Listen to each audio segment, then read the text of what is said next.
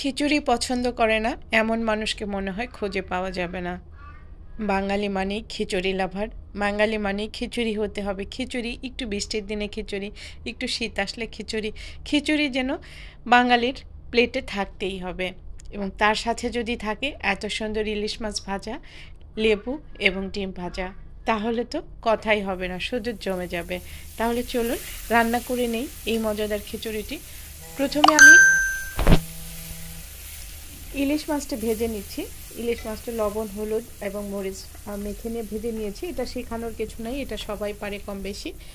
তো আমার ইলিশ মাছটা ভাজা হয়ে গেলে আমি ইলিশ মাছটাই তেলে ভেজে নিয়েছি, কারণ ইলিশ মাছ ভাজার পরে তেলের মধ্যে যে একটা সুগন্ধি ছড়ায়, সেই সুগন্ধটা যেন আমার খিচুড়ির ফ্লেভারেও চলে যায়। ঠিক এই কারণে কিন্তু আমি বেশি করে তেল দিয়ে মাছটা ভেজে নিয়েছি এবং এই তেলেই কিন্তু আমি খিচুড়িটা রান্না করব।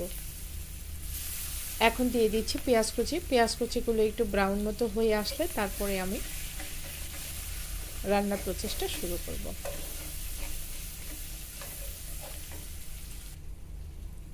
এ পর্যায়ে আমি দিয়ে দিচ্ছি একটা তেজপাতা ছোট ছোট করে কেটে দিয়ে দিলাম। 2 টুকরো দারচিনি, 2 থেকে 3 টুকরা লবঙ্গ এবং 2-3টা এলাচ। আমি যদিও এখানে অল্প পরিমাণে খিচুড়িটা রান্না করছি, যে কারণে অল্প অল্প পরিমাণে দিয়ে দিচ্ছি। আপনারা যতটুকু রান্না করবেন ঠিক সেই পরিমাণ অনুযায়ী দিয়ে নেবেন। সবগুলো মশলা আমি পেঁয়াজের সাথে আবারও সুন্দর মতো একটু নেড়ে ঝেড়ে ভেজে নিচ্ছি। আমার আসলে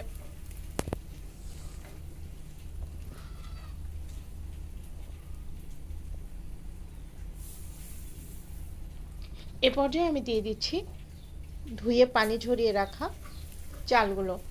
এখানে আমি পোলাও চাল দিয়ে রান্না করছি, আপনারা কেউ চাইলে এখানে ভাতের চাল দিয়েও রান্না করতে পারবেন। আমি যে টাইপের খিচুড়ি রান্না করছি এটা আসলে পোলাও চাল বলেন, ভাতের চাল বলেন, যে কোনো টাইপের চাল দিয়ে কিন্তু এই খিচুড়িটা ভীষণই মজা হয়। আমি এখানে চামচটা বদলে নিলাম, কারণ আমার কাঠের চামচটা বেশি বড় হয়ে গিয়েছিল, আমার নাড়াচাড়া করতে একটু প্রবলেম হচ্ছিল, এই জন্য বদলে নিলাম। এখন আমি দিয়ে দিচ্ছি স্বাদ মতো লবণ। চালটা ভাজার সময় লবণটা দিলে আসলে প্রত্যেকটা চালের মধ্যে সুন্দর হয়ে ঢোকে এবং ভাতটা খেতে কিন্তু সুন্দর হয়, ঝরঝরে হয়। এ পর্যায়ে আমি দিয়ে দিচ্ছি ধুয়ে রাখা ডালগুলো। এখানে আমি এক টাইপের ডাল ইউজ করছি, আপনারা চাইলে কিন্তু এর সাথে মুগ ডাল বা আরও কোনো ডাল থাকে সে ডাল আপনারা ইউজ করে রান্না করতে পারেন। আমি এখানে শুধুমাত্র মসুর ডাল দিয়ে রান্না করছি। সাথে দিয়ে দিলাম কিছু কাঁচামরিচ ফালি এবং দিয়ে দিলাম 1.5 চামচের মতো রসুন এবং পেঁয়াজ বাটা, রসুন এবং আদা বাটা। এখন সবগুলো মশলার সাথে একসাথে চাল এবং ডালগুলোকে সুন্দর মতো নেড়ে চেড়ে নিচ্ছি। চাল এবং ডাল বেশ কিছু সময় ধরে আমি ভেজে নিব। আসলে খিচুড়িটা একটু ঝরঝরা করতে হলে পোলাও রান্না করার সময় যেভাবে একটু ভেজে নিতে হয়, একটু ভেজে নিলে যেমন ঝরঝরা হয়, খিচুড়িটাও কিন্তু সেম। এখানে আমি দিয়ে দিলাম অল্প একটু বিরিয়ানির মশলা। এই মশলাটা আপনারা চাইলে স্কিপ করতে পারেন, বাট আমি দিয়েছি, আমার জন্য খিচুড়ির সাথে এই টাইপের মশলা থাকলে একটু ভালো লাগে। এবং দিয়ে দিলাম পরিমাণ মতো হলুদ গুঁড়া, দিয়ে আবারও আমি চালগুলোকে সুন্দর মতো নেড়ে চেড়ে নিচ্ছি। হ্যাঁ, এখন এই পর্যায়ে আপনারা বলতে পারেন আপু বারবারই কেন মশলাগুলো দিচ্ছেন, একবারে তো দিয়ে দিলে হয় না। আমি এখানে যেহেতু চাল এবং ডালগুলোকে ভেজে নিচ্ছি, সেই ক্ষেত্রে আমি এগুলোকে আস্তে আস্তে স্টেপ বাই স্টেপ দিয়ে দিচ্ছি, বিকজ এটা ভাজার সময় কিন্তু আসলে কড়ার তলাতে লেগে যায় এবং সবগুলো মশলা একসাথে দিলে কিন্তু মশলাগুলো চাল ভাজা হতে হতে পুড়ে যাবে। এই কারণে আমি আস্তে আস্তে স্টেপ বাই স্টেপ দিয়ে নিয়েছি। এখন আমি গরম পানি দিয়ে দিব চালগুলো ফোটানোর জন্য। আমার চাল ভাজা হয়ে গেছে।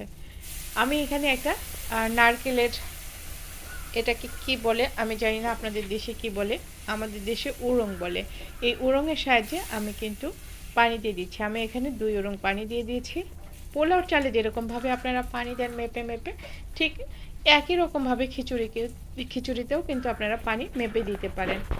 তবে যারা পাকা রাঁধুনি তাদের কিন্তু আসলে মাপার প্রয়োজন হয় না, তারা কিন্তু অনুমান করে দিয়ে দিতে পারেন। এখানে আমি 2.5 ওরকম পানি দিয়ে দিয়েছি এবং দেখেন ফাইনালি আমার খিচুড়ি একদম ঝরঝরা।